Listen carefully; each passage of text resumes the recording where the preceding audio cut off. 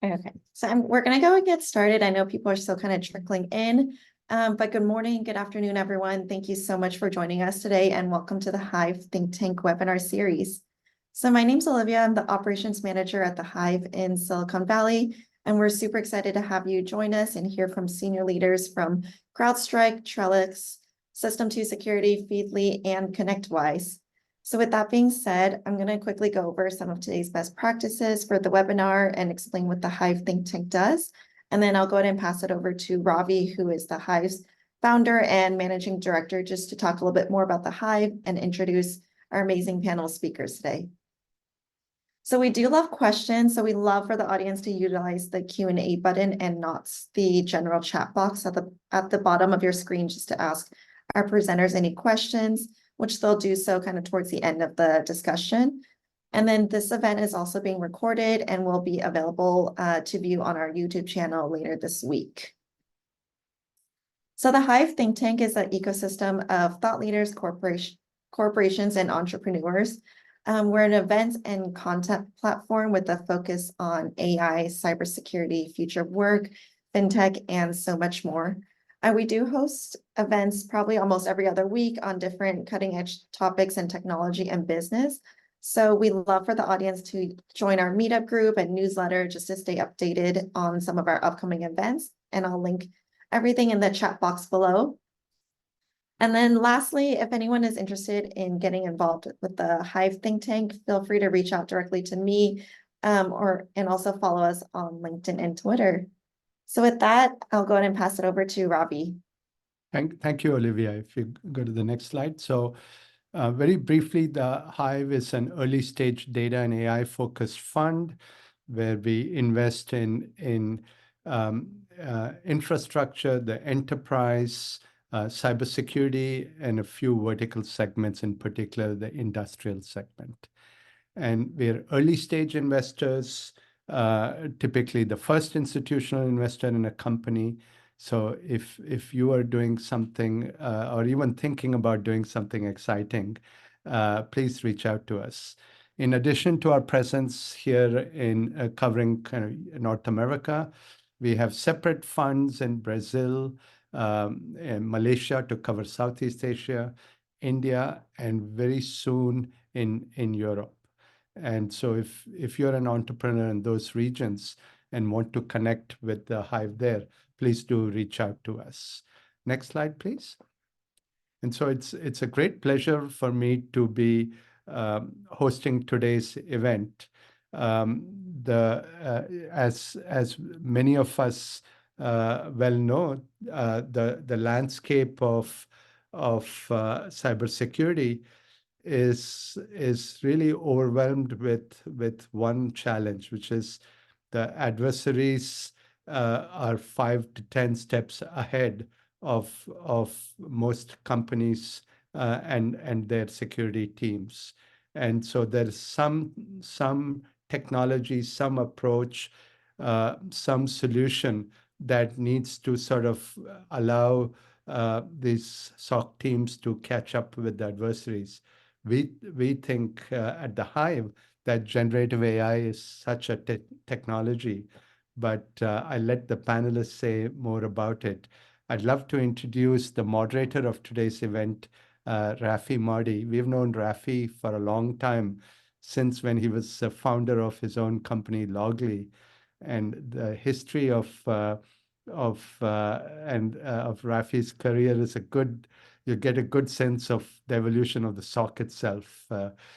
He has been at ArcSight, at Splunk, his own company, another company in the visualization space, ForcePoint, more recently at ConnectWise. With that, please welcome Rafi Mardi. Awesome. Thank you, Ravi. And not confusing at all. We have Ravi and Rafi. So hopefully we're going to keep that straight here somehow. But thanks for having me. Super excited to be leading you all through a great conversation here. I'm super excited about the panelists that we were able to get for this conversation. And thank you to the Hive for having all of us and organizing this panel. To start out, I wanted to briefly introduce myself. My name is Rafael Marti. I'm the general manager for cybersecurity at ConnectWise. In my current role, I interface with a team of about 200 analysts that we have in a SOC that deliver services to a global community of managed service providers. So I get to see quite a lot of interesting challenges on how to scale a SOC to managed service providers. These are often customers that are not super well versed in cybersecurity. So we need to be able to work with them and help them mitigating problems. In the past, I've run a research team of AI researchers, and it was actually super interesting because it was not just AI people, but we also had counterintelligence and psychologists in that same team to build models to characterize humans and identify insider threats. So that's maybe we'll color some of the conversation here with some of the experience from there. But beyond that, as Ravi was mentioning, also I spent a lot of time in big data and data visualization, and I think I actually speak for pretty much everybody on the panel. And when we started in this whole space, I think all of us, we called it a lot of data, and we called it statistics. Today, you call it big data and whatever AI and Gen AI and LLMs and whatever we have. At some point during my career, I endeavored on a little quest to write a book on security visualization, and I wrote a book on the security data lake. So a little bit of a background in the whole space of data and AI. But today we're going to talk about the transforming threat hunting with generative AI. And I mean, I don't have to say this, AI seems to be everywhere. I gotta say, in the beginnings, I poo-pooed it a little bit. I'm like, whatever, it's just another one of those waves of new things coming out. But at this point, I don't want to call myself a believer, but I have my local LLMs running and I'm playing around with things, and there's really amazing things you can do with it. But that's what we want to talk about a little bit in this panel. See, where are things really at? What's reality? What's still hype? Where is it never going to go? To start out, I would like to introduce the panel first. And I want to do it, maybe just go around. And if everybody could say their name, what you do in your day job, how you interact with AI, and then maybe briefly how long you have been working with AI already in your past. Why don't we start out with Sven? Hey, I'm Sven Krasser. I'm Senior Vice President and Chief Scientist at CrowdStrike. I'm leading our AI R&D over there. I've been doing AI in cybersecurity for I think it's like almost 2 decades now. Like, to your point, Rafi, it wasn't AI before. Like you mentioned statistic, there's like an orange book somewhere up there that says pattern classification. I don't think you can say this anymore without having people start snoozing. So that's like roughly what my background is. Awesome. John, do you want to go next? Yeah, sure. My name is John Fokker. I run threat intelligence for Trellix, a large XDR vendor. And we work daily, like I have a team of analysts, and daily we have our LLMs working on enriching some data and signals that we get, as well as that we help develop new things in our products. Going back into my own career, I've been working with AI or machine learning for quite some time. Before I joined the private sector, I was with the Dutch government, the Dutch cyber teams to be precise, and we developed some machine learning models to identify cyber criminals from large data sets. So do authorship analysis and all kinds of things like that. Awesome, great, thank you. David. Sure. Hello, my name is David Johnson. I work for Feedly as a threat intel advisor. And Feedly is, in case you don't know, it's a threat research tool. It used to be a replacement for Google Reader, but we kind of molded and shifted our focus a little bit. Feedly's kind of known for extracting insights from text. So it could be TTPs, IOCs, things like that. And so my background is with the FBI, been there for 7.5 years. Then the other half of my career is with the private sector. I've been working on AI stuff since 2019. I took my first deep learning course, then developed the machine learning product that analyzed phishing emails from case data, from incident response work. So that's a little bit about me. Awesome, thank you, David. And Prashant. Hi, I'm Prashant Ganesan. I'm the founder and CTO of System 2 Security.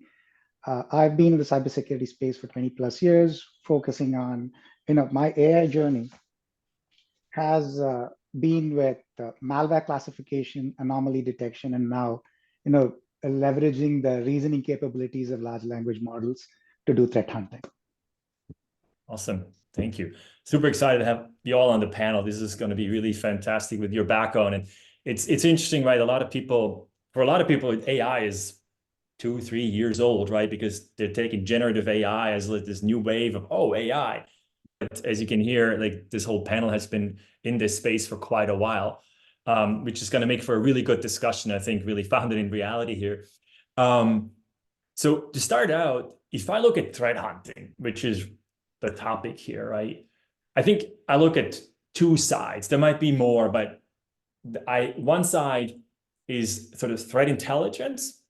And what do you do with threat hunting in that space? And then on the other side, it's around sort of that traditional, what we call threat hunting in sort of internal data, right? Where you might have your SIM, your log management, your data swamp, whatever you want to call it, and you're trying to find insights in that data set.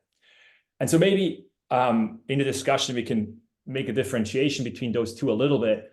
But the first question I want to ask here is, how has generative AI changed our industry with regard to threat hunting in these two areas? Any comments that you have on how has this changed with generative AI?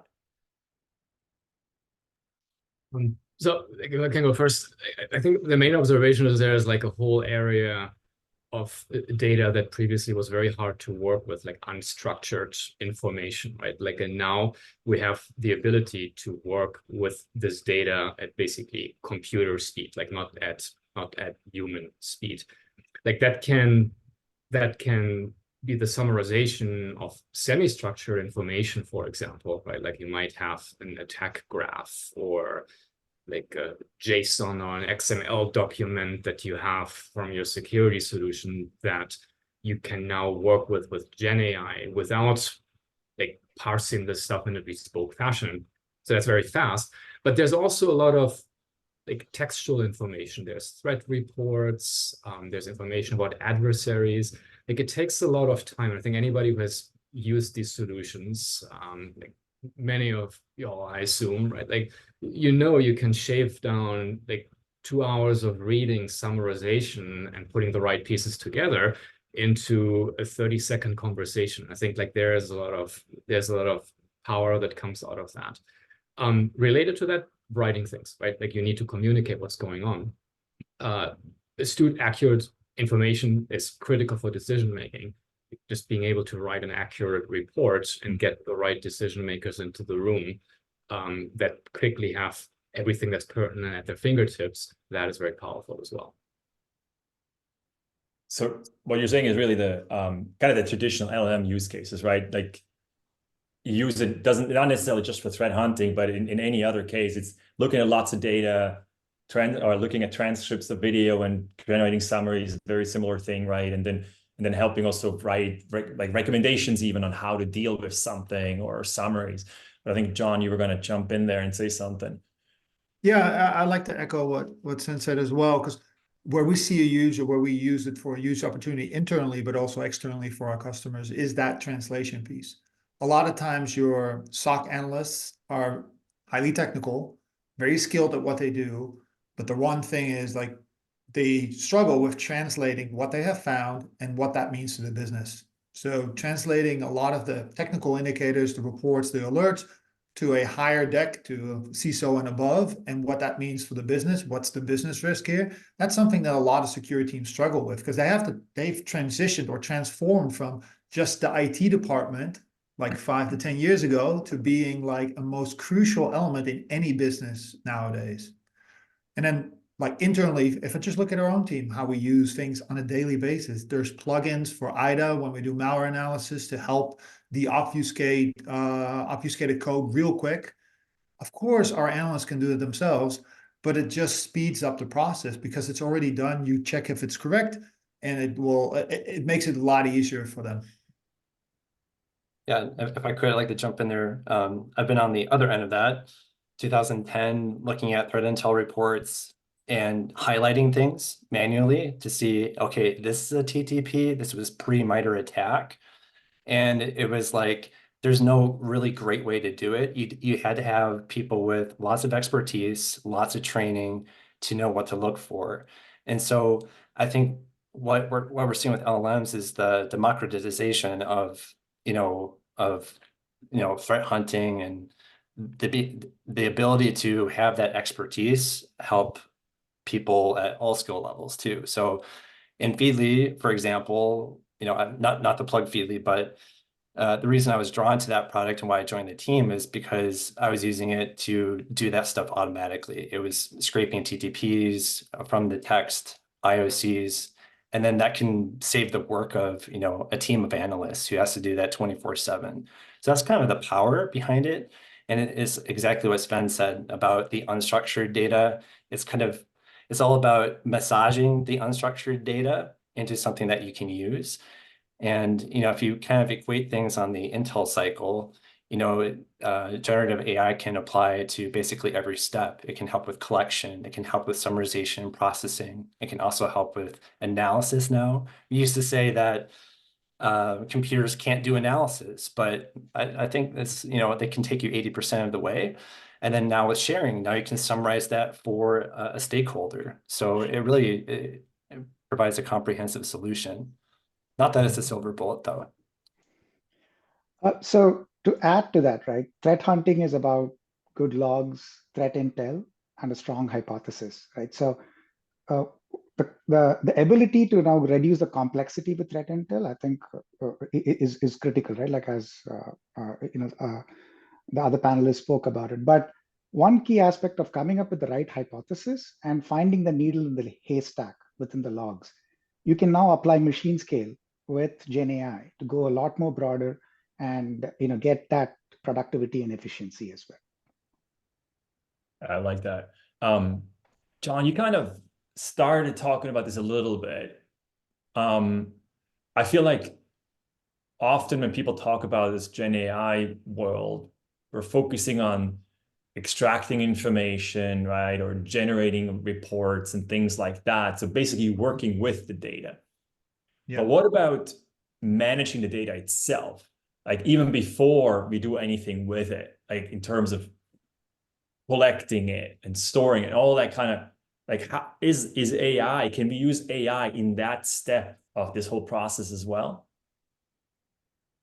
I believe so, but it's also a question of like how strong is your in-house ETL tooling that you have to work with the data. If that's something that's already there and there's current connectors to transform the data quicker, I'll be honest, then I'll just use that. Because yes, you can prompt it with a Gen AI quite easily, and I do it for small projects, but some mission critical projects I still would trust our trusty connectors, just because of like if it goes wrong and it's a large data set, you don't have the time and the effort to completely check everything for false positives or wrong formatted data. So yeah, we do it on a smaller scale, and I'm very curious to see where this goes, because I can see that the ETL capability will enhance. But and to be honest, internally we still use a lot of manual or pre-written transforms for that use case. Maybe I'm too traditional for this group then. Well, I think to me, there seems to be, it's not one or the other, right? It's connected, because you could now use the LLMs to generate your traditional parsers, right? You throw a whole bunch of logs at it and it's like, hey, write me a parser for this stuff, right? And that's been a problem I've been having for so many, like a couple decades in the SIEM and log management space, writing these stupid parsers, right? So has anyone tried leveraging LLMs for that kind of problem, like parsing the data or structuring the data in some way? Well, we do use it to generate YARA rules, sorry, and Sigma rules, hunting capability, but for PG. Thanks, John. So one aspect is when we do bring data in, right, there's ingestion, normalization, and enrichment. So the normalization process can easily be now, you don't need a lot of data. You could just use some sort of zero-shot learning to quickly normalize and identify how to transform the data into the format that you want, right? So that Gen AI application is pretty pretty neat. And obviously, GenAI can generate code, right? So taking that code and putting it into a parser, or even from a enrichment standpoint, building the connectors out is made a lot easier with GenAI. Mm-hmm. Yeah, that's an area we're doing some experimentation and inferring a schema using GenAI and like trying to understand what the data is and how it relates to like other types of information and like the nomenclature in the system.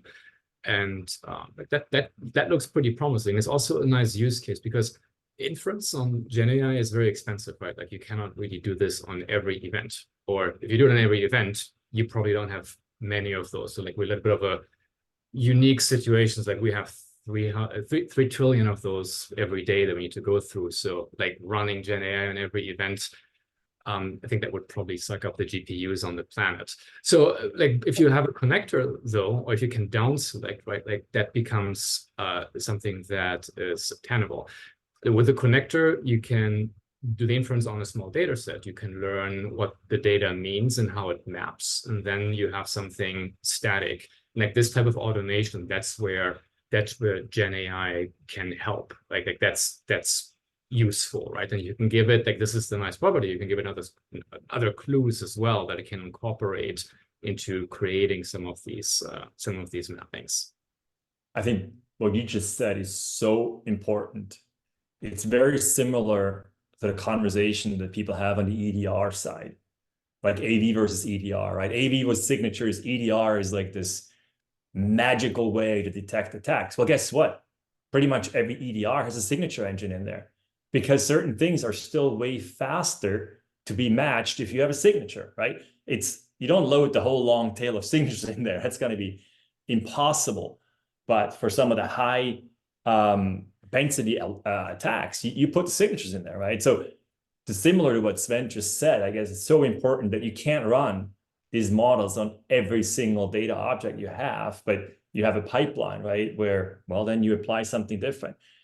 And that actually leads me to the next question, which is, well, okay, is GenAI a solution for everything? Or maybe, and you're already shaking your head there, David, you have an opinion, that's good. Maybe starting there, but then also, what's the difference to ML and like AI? Like there is this whole world of, like we talked about, like you just said it earlier, Sven, right? Like the book you have on pattern, what was it? Pattern creation or something. Classification, I believe. All right. And belief networks and all these things that we, back in the day we've done, right? Like supervised and unsupervised models. You barely hear of this anymore. But what's the place for, how does this live together? Like, how do these things live in conjunction, I guess? I can take a step since you've noted that I've been shaking my head. I think regular machine learning is super underhyped. So it's still incredibly strong. It's task specific, but I think what we're going to see is more of a hybrid approach where we're using Gen AI to perhaps synthesize and normalize data to use in regular machine learning. And so like support vector machines, things like that are very quick. And, just as an example, when I first started, my first project was, support vector machine, very simple, very fast algorithm, worked great. You don't have to have like huge computational power, right? But then I tried to do another project using deep learning, and I used a transformer. I used BERT. I thought, oh, this will be great. I'll ingest all the news articles from these RSS feeds, right? And then completely hosed my server. So it was not scalable and very expensive, just like Sven mentioned before. And I think what the world we live in, there's a lot of, we're dealing with unstructured data all the time. That's threat intel. We have to do threat intel led threat hunting to stay ahead. We need, I think, LLMs to kind of do that makes sense, that context that's expanded, and then feed that into a more specific task-focused system where we're using regular machine learning. Yeah, I mean that resonates. SVM, like something that you can very well mathematically grasp. Like it's a very like graceful way to deal with your data, right? Like, and now I think we're just funneling everything through more and more compute. So I think there's a story there to tell as well. It works traditional machine learning, traditional AI, including neural networks, deep neural networks, right? Like they work at scale very fast. We can run that on every event, right? Like, and that helps you find things. So to give you an example of how we make it work at CrowdStrike, like our system is called Charlotte AI. There's a component in there called I think it's called the Charlotte AI Investigator. We just changed the name. I think that's the name now. The idea is you have an incident. Like there's a system that basically looks at traditional AI detections, things like that, goes into our threat graph database, pulls the information from there. There's a couple of decisions to be made, what information is pertinent, but you get a graph out of that. That's a lot smaller set with potentially relevant information. Then you can work with this using GenAI. You can kind of understand what's going on there, filter things down to the most relevant information. And then once you have that data structure, you can very quickly explain what has been going on. We had some like initial internal experiments where we kind of looked at this with real world data, and like it can give you a report in minutes of what happened under some circumstances where the traditional team would like look at the issue for several hours to digest it, right? And I think that is the opportunity, right? Like, let's not use it for things that it's not good for, not made for. But there's many areas where if you use it as a part of a larger system, where it can really make a difference and accelerate things and get a lot of chaff out of the way so that we humans, like we can focus on really what is most pertinent, because that's the most frustrating thing about threat hunting, right? Like you deal with false positives most of the time.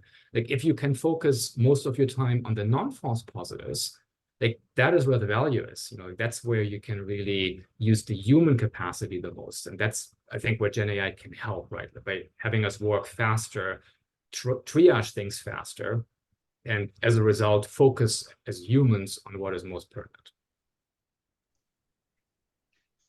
So I think go ahead. and I just wanted to add one note, right? So to your primary question, is GenAI a solution to threat hunting? Absolutely not. AI, traditional and GenAI will live together.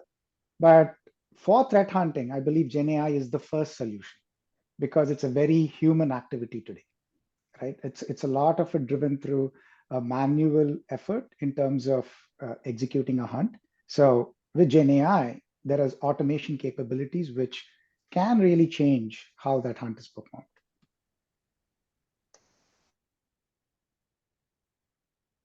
Okay. I was trying to see if I completely agree with that. I think I do. Maybe leading into the next question I have. Maybe let's pick quickly. Nishant was asking a question here in the Q&A. John, you mentioned something a little earlier, writing Yara and Sigma rules with GenAI. If you could elaborate on that a little bit, on how do you do that at scale and ensure sort of efficiency and quick detections? Well, our scale is a little different internally because we are sometimes focused on one specific threat actor in a specific hunt. But what we do translate is a lot of it could be either malware samples, or we dissect based on an attack that we've seen in the wild. We dissect commonalities and break that up in chunks. And honestly, that's a lot of times that's AI assisted work. So our team, our intelligence analysts work through the attack chain. They use some AI, just like Feedly, to determine all the TTPs, and then based on that, they will generate a Yara rule or a Sigma rule and launch those to do an additional hunt. That being said, I can understand if you want to do this at scale, very large, that's a little bit more costly. But for us, it helps because, writing a Sigma rule is not overly complex. You can make it really complex, and you still need to check the work, but it speeds up the work for us significantly. We have a couple other questions that came in, and maybe let me summarize what I heard, and please correct me if I get this wrong. But in the end, what I'm hearing is like, look, there is different things you can do. There's different algorithms, there's different technology, right? It's just like there's not necessarily one database for every type of data. There's multiple data stores that, depending on what the data is and your access patterns, you choose your data store. It's similar here, right? It's like certain types of tasks are going to be very well suited for GenAI. Others are great for literally a hard-coded parser, right? Others are, you use SVMs or whatever other types of algorithms and approaches. So depending on what you're doing, what your error rates or your how much error rate you can actually deal with, right, or accept in a certain solution, and so on. There's parameters that you have, there's certain requirements, and depending on those requirements, you almost build these pipelines that let you solve your problems, right? So it's not, and Gen AI, I think, has a play in various different places. In certain cases, it's the almost like pre-production, right? Generating parsers. Well, then in the production pipeline, you have the generated parsers, and then everything that fails to parse goes back in the Gen AI pipeline, whatever, right? Like, but it's a framework. It's not just a one-stop shot where you boot up ChatGPT and you're like, here's my problem, and it comes back with a solution, right? I think that's probably the key to what we just talked about. Well, so if you look at threat hunting, all right, we talked about the pipeline, right? There's some really awesome things you can do. Gen AI has its place. What's the most important data to look at for threat hunting? Is there like one data set that we should be looking at? How do we go about that?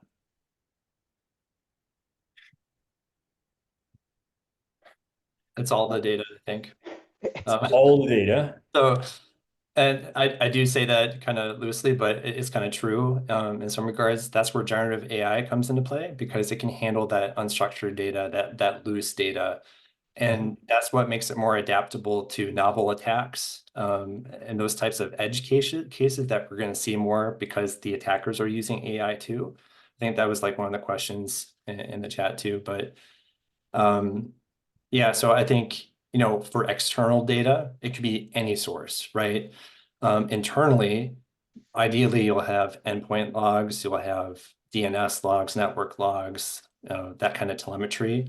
So that's not going to go away. You're going to need all of it. You're actually going to have to maybe even feed all that into a generative AI system, because then you're getting into anomaly detection. You'll have to have a broader context to know what's happening.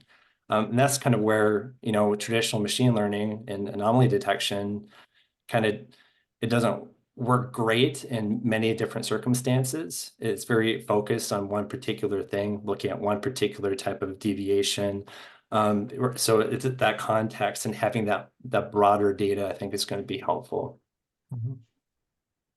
Yeah, I mean, more data is always good, but by more, you can think of it as volume. Like, you see fainter signals if you have more volume. And then there's the aspect of breadth. Like, if you have more breadth, like more facets of the data, like data from different angles, like that can be very powerful, right? So like, you may have like data on endpoint executions, but you also have data from identity protection, right? And you can put those two things together, and that is already more powerful, because something that is a weak signal in your endpoint execution data combined with abnormalities on the identity protection side, like something is going on with this user account. Like, you put these two things together, two weak signals, but in combination, they're a lot stronger, right? And like that breadth, I think, is an area where especially traditional AI has been very helpful, because you can get information into a decision-making process that is very high-dimensional and multifaceted, right? Like, I think as humans, we're struggling with that. We're living in a three-dimensional world, and even that can sometimes be tricky. If you look at some of these mind puzzles, here's some structure, here's it again, from which side are you looking at here? And like, it's kind of mind-bending. Like, algorithms, they can do this in very high dimensional spaces, which is what you get if you have this multifaceted data. I think that's kind of why I'm very bullish on the traditional AI, as well as like something that helps us curating the data. And then once you have a smaller refined set, you can bring the slower but more powerful generative AI reasoning capabilities into play. Yep. So one angle here is you need all the data, but what is the question that you're asking? What's the hypothesis? And so if you're asking the question, do you have the right data to ask that question?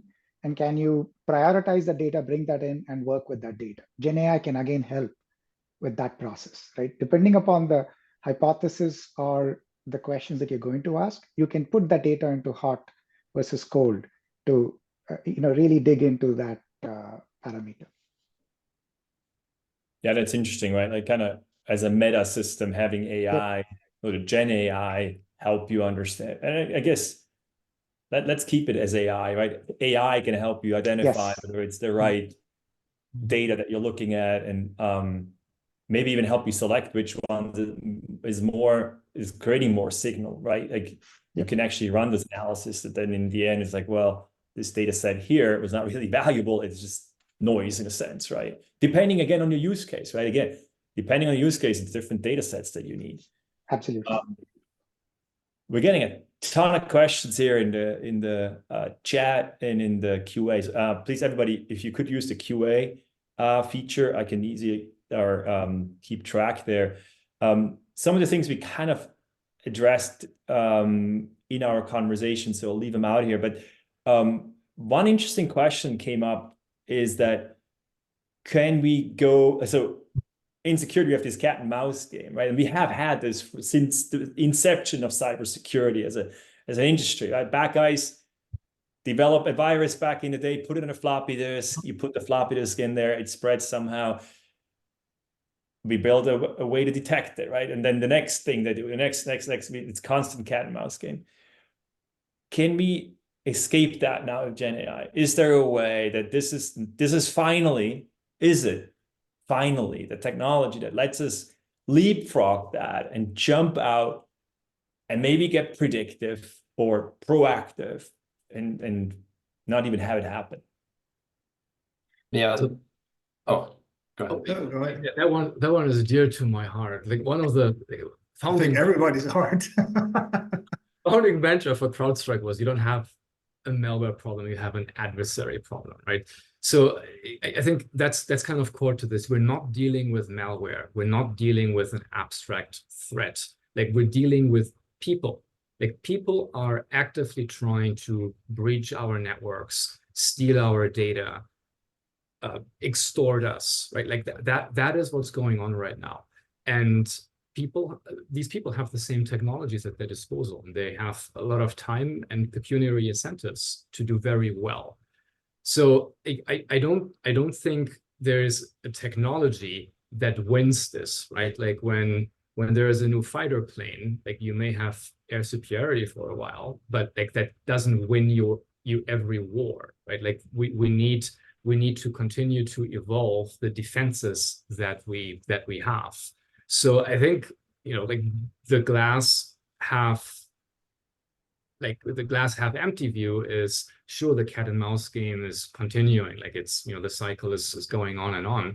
I think the more optimistic view is like if we do this right, like these tools can really help us as defenders, because as defenders, we are the people with the large amounts of data, right? Like the attackers that generally work with smaller data sets. So here's a technology that actually addresses one of the problems that is very specific to us. And I think that is why I'm an optimist that this is helping. But I think David said this earlier, it's not a panacea. And I think it's dangerous to think that this absolves us from doing our part in this battle as humans. Yeah, I think that was well said, especially when you piggybacked off my idea. But one thing I wanted to say, because this is near and dear to my heart too, is it's very much a threat actor focused viewpoint. That's where our focus should be, because really they're the ones doing the activities. And so if we can use Gen AI and regular machine learning to perhaps predict what might happen based on the evidence that you have, like predictive models, I think are going to be very helpful.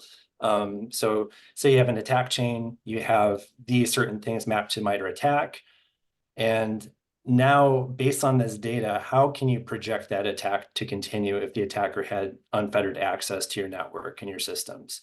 You might be able to do that at this time. And maybe you don't have visibility early on in the attack, but you have that point of time, that evidence right there. given these few data points, what can we infer about the entire attack cycle? So that can help with attribution, it can help with defenses, mitigation, incident response work. So that's what it gives me a little bit of optimism. I know the bad guys are innovating too, but it gives me a little bit of hope.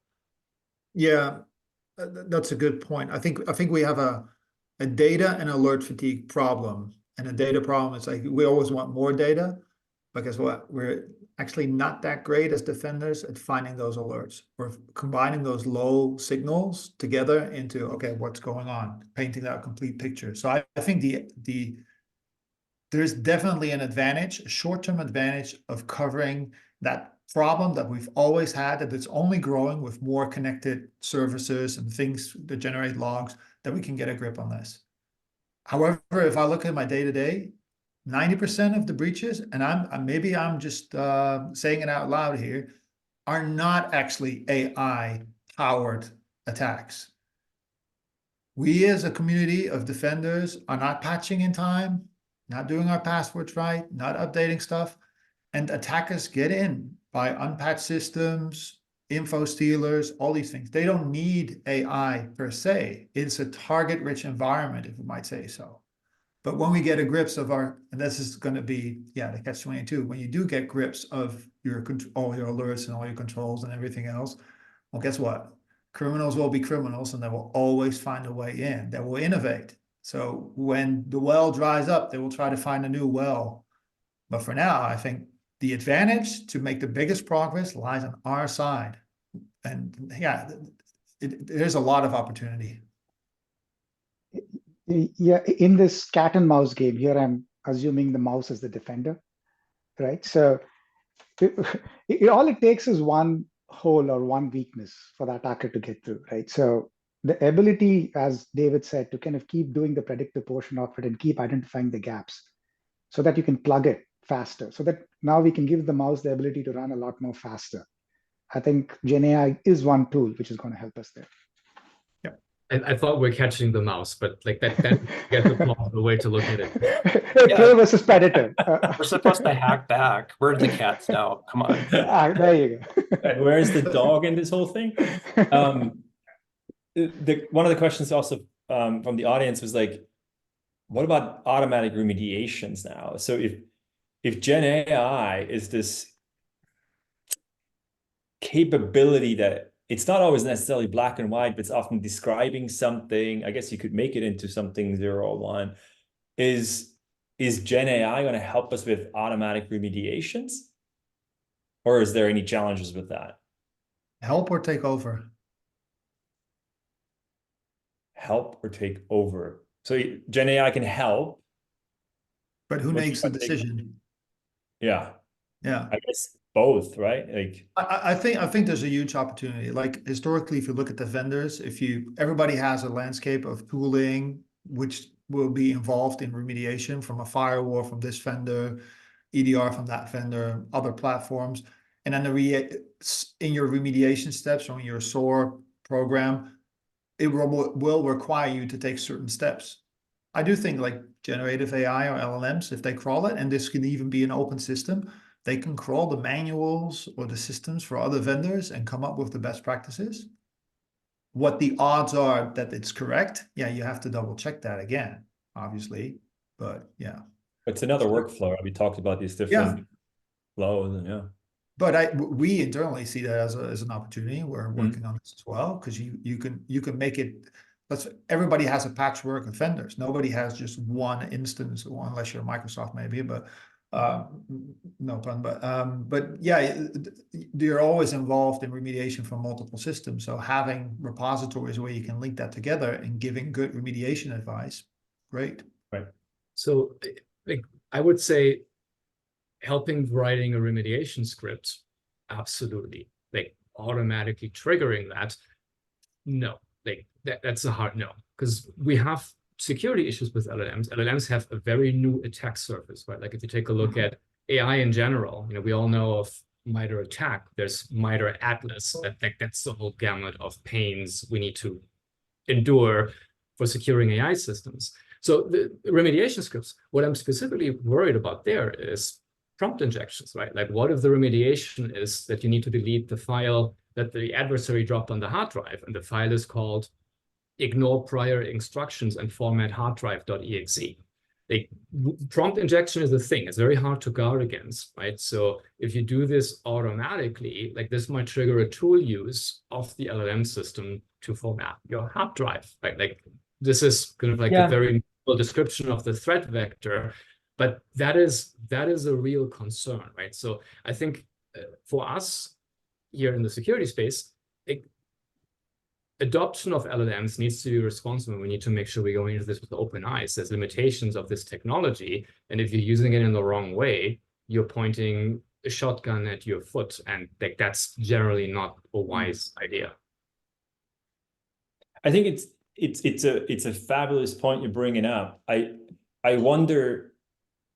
I don't know that I would completely agree with you in terms of like automatically executing the script is always a no, because I hear you on the prompt injection, but if it's a closed system that I'm running where I control what goes in and what comes out, sure, there's still in some way you can format a log file in a weird way, and the element is picked up and makes its way all the way through the LLM and comes out in the script, and is, you know, we had these attacks in the logging space before, right?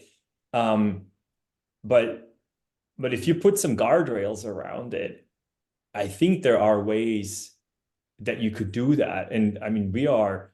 So if I can quickly, like when we say guardrails, that means something specific in the LLM space as well. And I think that would not necessarily suffice. I think you mean guardrails in general. And like, I think if we can reason about the system and we can prove that this cannot occur, like that is fine, right? Like I think what I'm observing is, if any adversary controlled data is in the prompt, it is very hard to secure against prompt injection with 100% certainty, because there is a deterministic element. Like at the end of the day, you know, it's a huge model. We don't comprehend, like nobody comprehends what's happening in all these neurons and how it arrives at exactly what comes out. And like that's why I would advise caution, right? Like if you cannot prove that this works reliably under all circumstances, then you need to be very guarded about how you're using it. So there's nuance, you're right, but I also, you know, we don't have much time, and I want to make sure people don't take the wrong takeaway here and they do something that causes them more problems as it instead of like accelerating their workflows. No, I totally agree.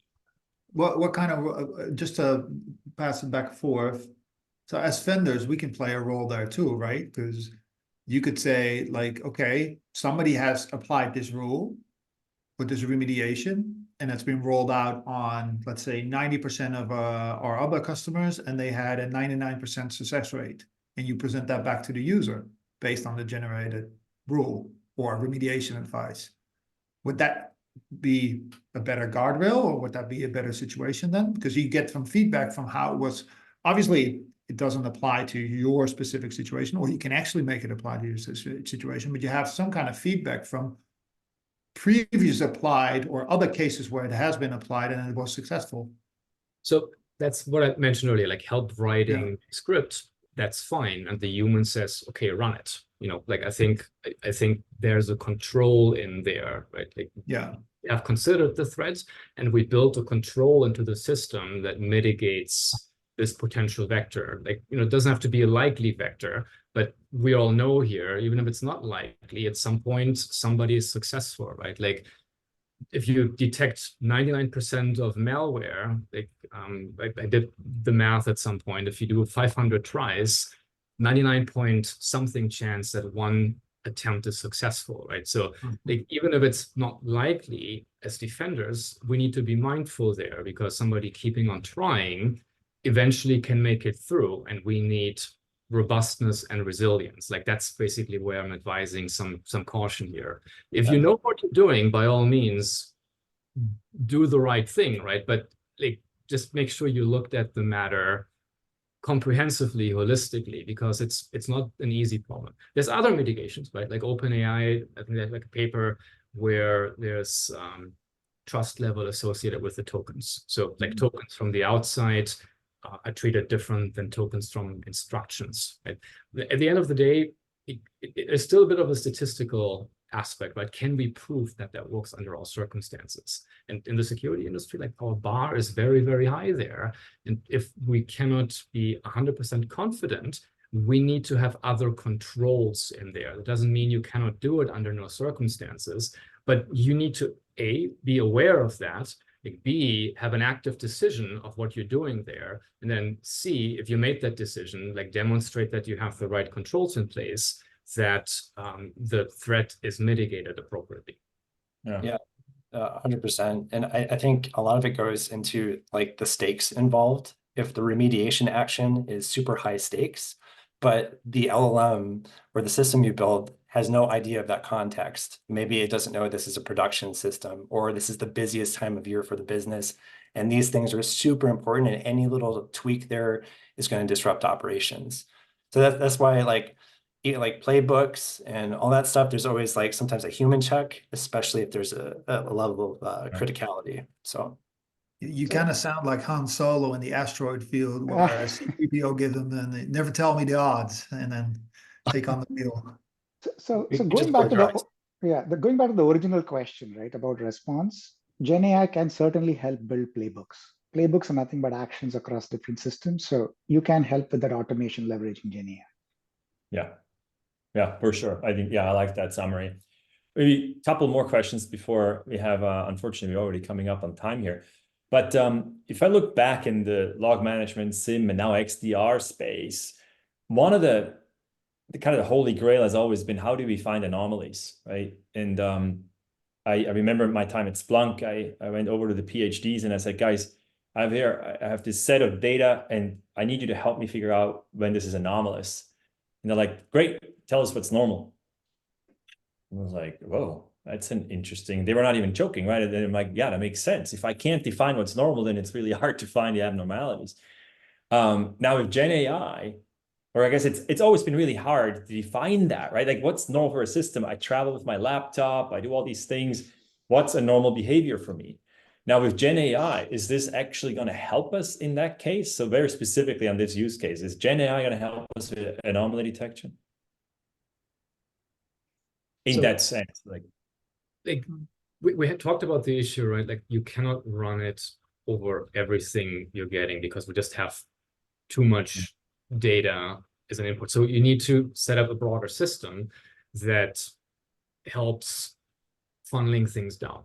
What you could do is, I mean, you can have a system that surfaces anomalies rapidly. That's a smaller set. And then you can have a Gen AI model reasoning about what happened in this cluster. And like from there, you have a more refined decision. So in that sense, yeah, I mean, they absolutely do help with this data problem, right? Like it's just a little bit different than it looks on the surface, right? Like you cannot just funnel everything through there and say, tell me what's wrong, and they can do it. They don't work that way. Like, you know, there's limitations, context windows, a lot of compute requirements. So that's why, you know, if we're framing the problem a little bit differently, here are all my clusters of abnormality. Explain to me why you think they are abnormal. If that is a more viable route then. This is super interesting. To me, what I'm hearing in this conversation in the last sort of 50 minutes here is that it's not just about Gen AI and then prompt engineering, right? Everybody talks about prompt engineering. How do you write good prompts? But it's also about data pipeline engineering, even more almost, to create these pipelines in the correct way, stitch the right pieces together. And great news for all the data scientists out there, your job is not just going to be building new LLMs, but you can actually, how do you stitch these things together? And it's still valuable to understand traditional AI, understand traditional data pipelines, and so on. These problems are not going to go away, right? Just because of Gen AI. I think that's super important. Agree, totally agree. I think a lot of secret sauce as a result, right? Like is in how you build the agents in a larger LLM system, and like what these agents do and how they interact with each other, like what data they can pull in and how this works. Right? I think there's this misconception that there's like an intelligent box that can take data in and give insights out, right? Like, I mean, that's probably true to a small degree, but if you want to reason at the scale that we require it, you need to chop the problem up into smaller things. I mean, this is what our companies are, right? Like, there's lots of brains that collaborate on solving the problem. Like, that's how many AI systems are built as well. There's specialization in individual agents that can pull information. Like, they can go into the library and pull the data out, or they can go into a file cabinet and pull a record out, and then give that record to another agent that is doing some processing on it. Like, a lot of expertise is baked into how that is done in a way that you actually get good results. So maybe the last question. What's the future of the SOC, Security Operations Center? Like, what business impact does Gen AI have overall on the SOC? And maybe sort of maybe a sub question to this is like, well, is Gen AI going to put SIMs and XDRs out of business? And do listeners and in general companies out there, do they have to go and look for new solutions at this point? Are the old traditional solutions just not going to cut it, and we need new companies that are up and coming that bring Gen AI to the problem space? So what's the future of the SOC? Let me take that, right? So AI did not put data centers out of business, right? So Gen AI will influence the evolution of your SIMs and XDRs. One core thing that I see as the future of the SOC is, can we get to the process assurance? If you think of a data center, you can say, hey, this data center is 99.9% reliable. Can we get to that level of reliability? I think Gen AI can help. Gen AI can help with all of those gaps, which today as a SOC operates. Can you identify those and help with plugging those gaps, right? So I think that's the mission and the direction that, in terms of getting to a quality assurance for a SOC, is the way I would look at where this can go. I'd like to add to that as well. We're talking a lot about systems, but a SOC involves a lot of humans as well. And if you have a large organization, there's humans across the globe in multiple time zones, speaking multiple languages. Like, even our company has a SOC in the US and in Dublin, but if we had a SOC in India or in a different country. So I can see it be complementary, right? Gen AI could actually be a great leveler, an equalizer that makes SOC analysts more effective because they can speak in their own natural language. They can construct queries in their own language, and it gets translated for them. So I see huge potential in that. That's like, we kind of overlook it. It's empowering. And yeah, a lot of times when we look at the problems and the things they do, it feels like if you use LLMs like a junior SOC member, but that will increase and that will get better over time. And I think if I look at the discussions we had, very often it's about, okay, there need to be some guardrails or to keep the human in the loop. There's always a human in that decision-making process. So inevitably, we're not going to put the SOC out of business. But I think we can accelerate a lot of the SOC's day-to-day operations by leveraging LLMs in the right way. And then the technology like a SIM or an XDR, that still will play a pivotal role. I might foresee that maybe there's a new Gen AI company that will have an overlay with new techniques or new kind of transforms that they will offer. That could be like specific threat hunting cases that are derived from multiple data sets that are being launched, and you can implement them directly in your XDR from which vendor you'll have. That could be, for instance, I'm just brainstorming here, but yeah, I don't think we're putting current technology as much out of business, let alone the people. Yeah, I think there's 100% chance that we're going to see more acronyms in marketing, though.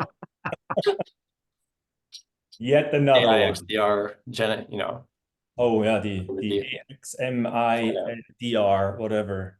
Yeah. AIDR. I haven't heard that one yet. XAI or something like this. Like, I think X's are very popular. Yeah. AI. Elon thinks so, right? Yeah. Oh, right. I mean, okay. I guess that's X.ai. That's true. All right. I think we're up on time here. Thank you so much, everybody. Super interesting conversation. I think I learned something or a couple of things myself, definitely, in this conversation. I hope everybody else that was listening as well. Ravi, I'll give it back to you for final words. Thank you, Rafi, for moderating this great conversation with all the awesome panelists here. We look forward to seeing you all at RSA. So thank you for joining today. Thank you. Great. Bye, everybody. Bye-bye.